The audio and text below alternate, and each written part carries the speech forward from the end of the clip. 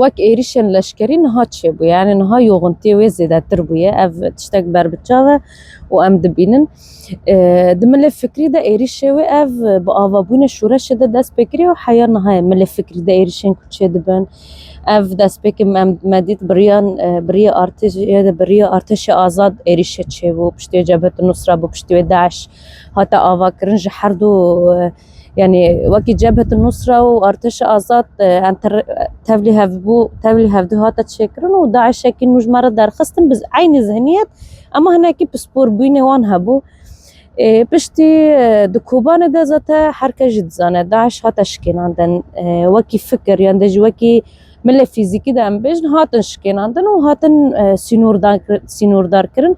ama wekî fikir modernîteya kapitalîst helbete naxwaze yani sîstemê ku sergudaya ava kirin sîstemê modernîteya demokratîk helbete dünyayê jî û sîstemê kapitalîzm naxwaze ev sîstemê ku serok bihez dike îdeolojiyê ku serok bihez dike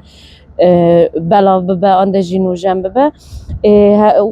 herkes jî dizane piştî hevdîtinên ku vê dawiyê bi seroketî re çêin taybet piştî bangawêziyê seroketî işte pêvajoyê aşitiyê û demokrasî dest pê bike ev di dunyayê de netirsiyek de ava kirin mesela bi girtina seroketî re gotin işte ev fikrê heyî me êdî dûrpêş kir ne dikarî belav bibe ama bi banga seroketî dîtin ki êdî fikrê heyî ne tenê di parçeyên Kurdistanê de di dunyayê de belav bû êdî ji bo wê êrişên ku niha çê dibin ev dixwaze pêvajoyê ku serok dest pê kiriye aslında pêvajoyê sabûta bike û destkeftiyên Kurda yê ku gihîştine heya niha wan destkeftiya hinekî nehêlibin zêdetir pêş da biçe sîstemê seroketiyê ku ji bo Rojavayê Kurdistanê de ava kirin ji bo parçeyên dîtir de ava kirin sîstemê netewê demokratîk e biratiya gelan e yê ku seroketî ev xwast behes kiriye bi vê êrişina xwastin va tiştên ku hatine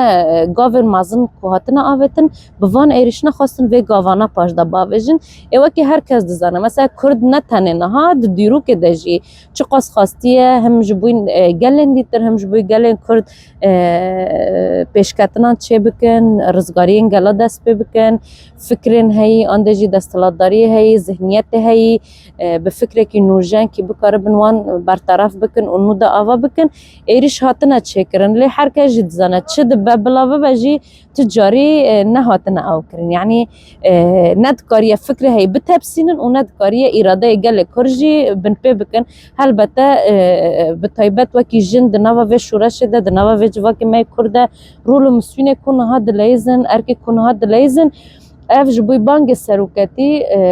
ez dibêjim heya cihekî jî dibe bersiv ji ber hêzê berxwedaniyê jin di nava şûreşê de û niha em dibînin kolanên me hemî jî ji dayîkên me bigire ji xwişkên me bigire ji dayîkên ku temen mezin bigire